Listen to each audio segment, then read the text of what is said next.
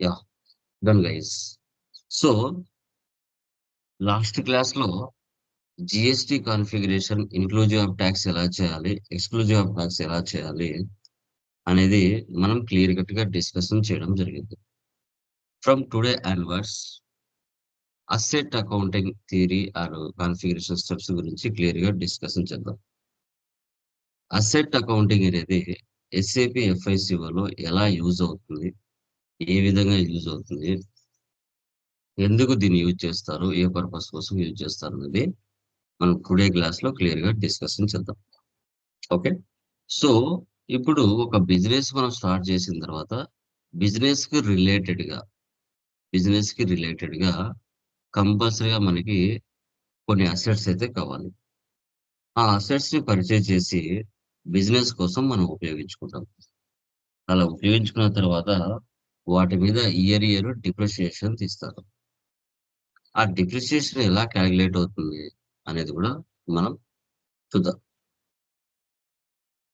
Okay. Yeah, first దానికి సంబంధించిన theory చూడండి. Asset accounting it is the it is used for managing and monitoring fixed assets in financial accounting. It serves as a subsidiary ledger to the general ledger, providing detailed information on transactions involving fixed assets. ఇవి total గా fixed assets మీద ఆధారపడి ఉండే assets. ఈ fixed assets ని purchase చేసిన తర్వాత అవి 1 year పైనే బిజినెస్ కోసం ఉపయోగించుకుంటే వాటిని మేనేజ్ చేయడం, మానిటరింగ్ చేయడం, వాటిని యూజ్ చేయడం జరుగుతుంది. అలా అంటే వాటి ఏవైతే ఉన్నాయో వాటిని అసెట్ అకౌంటింగ్ అంటాం. దీంట్లో మనకి 2 టైప్స్ ఉంటాయి. దీంట్లో సబ్సిడరీ లెడ్జర్ మనకి ఎక్స్‌పెన్సెస్ కూడా జరుగుతాయి. ఎక్స్‌పెన్సెస్, ఇన్‌కమ్స్ కూడా దాని మీద జరగడం జరుగుతుంది. యాక్చువల్‌గా 2 టైప్స్ ఆఫ్ అసెట్స్ ఉంటాయి. Tangible assets, intangible assets. Tangible assets అంటే ఏంటి మనకి we can touch and we can feel. So ఈ అసెట్స్‌ని టచ్ చేయొచ్చు, ఫీల్ అవ్వచ్చు. వాటిని టాంజిబుల్ అసెట్స్ అంటాం. Example building, computer, machinery, land. ఇవన్నీ కూడా 1 సంవత్సరం పైనే వీటి వల్ల మన బిజినెస్ యూజ్ పొందాలి. వీటిని ఫిక్స్డ్ అసెట్స్ అని మనం చెప్తుంటాం. Current assets bills, receivables, cash, banks, shares, prepaid expenses. వీటిని కరెంట్ అసెట్స్ అని మనం చెప్తాం. వీటిని మనం కరెంట్ అసెట్స్ అని చెప్తాం. ఇవి 6 మంత్స్ లోపలే రొటేషన్ జరుగుతూ ఉంటాయి. వీటిని మనం కరెంట్ అసెట్స్ అని డిస్కస్ చేయడం జరుగుతుంది. తర్వాత ఇన్‌టాంజిబుల్ అసెట్స్.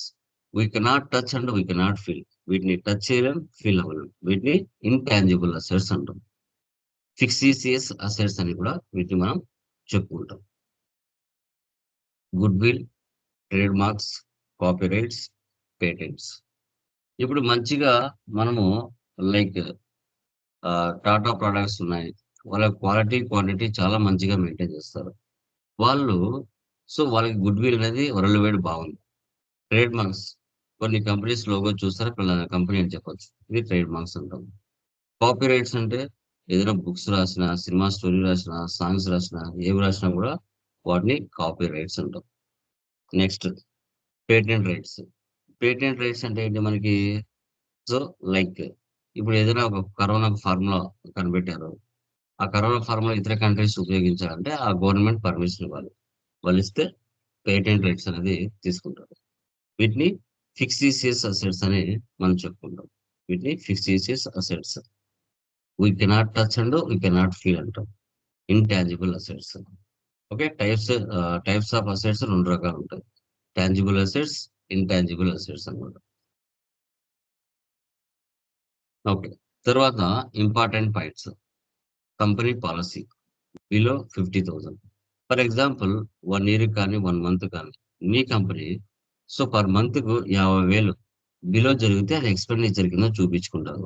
50,000 పైన జరిగినట్లయితే క్యాపిటలైజేషన్ కింద చూపించుకుంటారు. అయి మీ కంపెనీస్ యొక్క పాలిసీస్ ప్రకారంగా అవి పెట్టుకోవచ్చు. తర్వాత capitalization. We can add the asset value in balance sheet. Okay. So, ఇప్పుడు ఇక్కడ చూడండి క్యాపిటలైజేషన్ ఏదైతే ఉందో అది బ్యాలెన్స్ షీట్‌లో కంపల్సరీగా షో చేయాల్సిందే. బ్యాలెన్స్ షీట్‌లో కంపల్సరీగా షో చేయాల్సిందనమాట. వాటిని క్యాపిటలైజేషన్ అంటాం. తర్వాత ఇప్పుడు డిప్రిషియేషన్ ఎలా కాలిక్యులేషన్ చేస్తారు? ఒక కంప్యూటర్ మీరు 50,000 పర్చేజ్ చేశారు. Due to wear and tear asset value. సంవత్సరానికి 20% అంటే 10,000 లెక్కన తీసేస్తే ఫైనల్‌గా 5 సంవత్సరాలకు ఆ 50,000 అనే అమౌంట్ ఏదైతే ఉంటుందో అది జీరో అయిపోతుంది. Valuation of asset. We can decrease the asset value in the balance sheet. ఎప్పుడైతే దాని వాల్యూ తగ్గుతుందో అది బ్యాలెన్స్ షీట్‌లోంచి ఆటోమేటిక్‌గా రిమూవ్ చేస్తారు. ఓకే. ఒక అసెట్ యొక్క వాల్యూ డిప్రిసియేషన్ చేసిన తర్వాత. దాన్ని వాల్యుయేషన్ ఆఫ్ అసెట్ అంటాం. We can decrease the asset value in the balance sheet. దీంట్లో మనకి 5 మెథడ్స్ ఉంటాయి. We can decrease the asset value year by year. Straight line method, written down method, maximum amount method, multi level method, periodic control method. దీంట్లో ఎక్కువగా straight line method, written down method use చేస్తారు. Example చూడండి ఎలా calculation cut అవుతుందో. ఇప్పుడు SLM method 10% date తర్వాత month of మనకి March చూడండి. 1 ఏప్రిల్‌తో ఫైనాన్షియల్ స్టార్ట్ అయింది. 1,00,000 పెట్టి ఒక అసెట్ కొన్నారు. అది 31 మార్చ్‌కి ఆ 1,00,000లో 10,000 తీశారు. 10%. తర్వాత నెక్స్ట్ వీక్ అది 90,000 ఉంటుంది. ఆ 90,000లో మళ్ళీ ఫైనాన్షియల్ ఇయర్‌లో 10,000 తీసేశారు. అప్పుడు ఇంక నెక్స్ట్ 80,000 ఉంటుంది. ఇలా స్ట్రెయిట్ లైన్ మెథడ్‌లో 10%, 10% ఖచ్చితంగా తీస్తా వస్తారు. 10,000, 10,000, 10,000 తగ్గుతూ వస్తది. 10,000, 10,000 తగ్గుతూ వస్తుంది. వాటిని స్ట్రెయిట్ లైన్ మెథడ్ అంటాం. వాటిని స్ట్రెయిట్ లైన్ మెథడ్ అని చెప్తాం. Next second one return down value method 10%. Return down value method 10%. 1 April 1,00,000 దాని మీద 10% అంటే మీకు 10,000 కట్ అవుతుంది. నెక్స్ట్ ఇయర్‌కి ఎంతుంటది? 90,000 ఉంటది. ఆ 90,000 మళ్ళీ 10,000 కట్ అవ్వదు. 10% అంటే 9,000 కట్ అవుతది. అప్పుడు నెక్స్ట్ ఇయర్‌కి 81,000 ఉంటది. అలా రిటర్న్ డౌన్ వాల్యూ మెథడ్‌లో వేరియన్స్ వేరియన్స్ అనేది కనబడుతూ వస్తది. వేరియన్స్ అనేది కనబడుతూ వస్తుంది. ఓకే. ఇది డిఫరెన్స్ ఇలా వస్తుందన్నమాట. దీని మీద డిఫరెన్స్ అనేది ఇలా కనబడుతూ వస్తది. Return down method. SLM method అయితే కరెక్ట్‌గా 10,000, 10,000 కట్ అవుతూ వస్తది. రిటర్న్ డౌన్ వాల్యూ మెథడ్‌లో డిఫరెన్స్ అనేది కనబడుతూ వస్తుంది. ఓకే. సో, అదనమాట. నెక్స్ట్ రిటైర్మెంట్ ఆఫ్ వాల్యూ అంటే ఏంటి? Remove of the total asset value from balance sheet. ఎప్పుడైతే ఒక అసెట్ దాని వల్ల దాని యొక్క కెపాసిటీ అయిపోయింది. దానికి రిటైర్మెంట్ అనమాట. Remove of the total asset value from balance sheet నుంచి దాన్ని రిమూవ్ చేసేస్తారు. అప్పుడు రిమూవ్ చేసిన అసెట్ ఏదైతే ఉంటుందో అది మీరు మార్కెట్‌లో కస్టమర్‌కి సేల్ చేస్తే ఓకే. దాని మీద గెయిన్ రావచ్చు, లాస్ అవ్వచ్చు. లేదంటే వితౌట్ కస్టమర్ ఇంగ అది పనికి రాదు అంటే స్క్రాప్‌కి పడేస్తాం. వితౌట్ కస్టమర్ స్క్రాప్‌కి పడేస్తాం. With customer gain or loss. ఒకవేళ ఇంకా ఒక 6 నెలలు, 5 నెలలో లేదంటే సంవత్సరమో దాన్ని యూజ్ చేయొచ్చు అనిపించినట్లయితే అది వేరు. ఓకే. అది. తర్వాత asset procurement process. Asset procurement process. Purchase asset from vendor with purchase order, without purchase order. ఇప్పుడు మనకు స్టాక్ అనేది ఒక కస్టమర్ పంపిస్తూ ఉంటాడు. ఒక వెండర్. మనం ఆర్డర్‌తోనైనా పర్చేజ్ చేయొచ్చు. వితౌట్ ఆర్డర్‌దైనా పర్చేజ్ చేయొచ్చు. ఆ ఫెసిలిటీ కూడా మనకుంటది. Okay. Purchase order creation PO అంటారు. విగో ప్రాసెస్ ఇన్వాయిస్ క్రియేషన్ అంటాం. మీరో ప్రాసెస్ పేమెంట్ ప్రాసెస్ అంటాం. వితౌట్ పర్చేజ్ ఆర్డర్ ఎఫ్-90 పర్చేజ్. ఓకే. వితౌట్ పర్చేజ్ ఆర్డర్‌తో కూడా ఎఫ్-90లో దీన్ని పోస్ట్ చేయగలుగుతారు. ఇది అసెట్ ప్రొక్యూర్‌మెంట్ ప్రాసెస్ అంటారు. తర్వాత అసెట్ అండర్ కన్‌స్ట్రక్షన్ అంటే ఏంటి? ఇప్పుడు ఒక బిల్డింగ్ దాని బిల్డింగ్ కన్స్ట్రక్షన్ చేస్తున్నారు. ఓకే. ఒక బిల్డింగ్ ని కన్స్ట్రక్షన్ అనేది చేస్తున్నారు. అసెట్ ఏయూసి సపరేట్ దానికి ఒక హెడర్ సపరేట్ గా క్రియేషన్ చేస్తారు. ఇప్పుడు ఏయూసిలో ఫుల్లీ అసెట్ అన్నాం. ఇప్పుడు ఒక కంపెనీ ఒక బిల్డింగ్ కన్స్ట్రక్షన్ లో ఉంది. ఆ బిల్డింగ్ ఉన్న కన్స్ట్రక్షన్ ఏదైతే ఉందో వాటి మీద మనం డిప్రిసియేషన్ తీయొచ్చా? తీయకూడదా? చెప్పండి.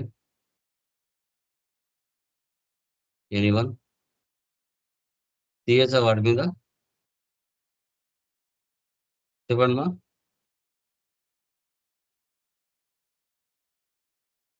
ఎనీవన్?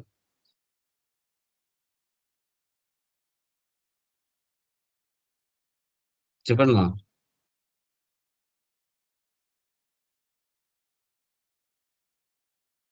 ఓకే. ఒక బిల్డింగ్ కన్స్ట్రక్షన్ ఉంది. దాని మీద మనము డిప్రిసియేషన్ తీయొచ్చా? తీయకూడదా?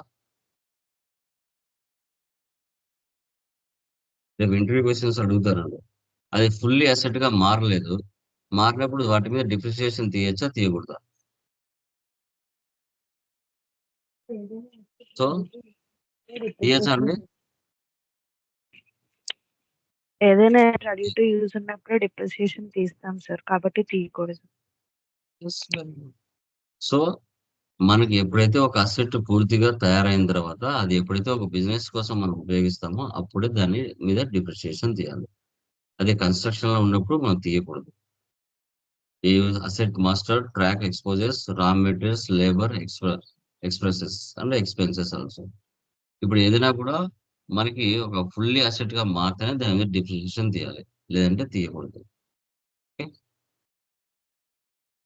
వీటిని పోస్ట్ చేసేటప్పుడు asset accounting posting is 70 for asset debit. పోస్టింగ్‌కి 75 for asset credit. Asset accounting transaction type 100 external asset acquisition 110 in house production 210 retirement with revenue. Retirement with revenue. ఇది theorem. Asset అకౌంటింగ్‌కి సంబంధించిన థియరీ. దీనికి సంబంధించిన కాన్ఫిగరేషన్ మీరే చేయాలి. నేను పీడీఎఫ్ ఇస్తాను. వీడియో కూడా ఇస్తాను. దాన్ని చూసి మీరు చేయండి. ఓకే. ఇది మీకు టాస్క్ లాగా.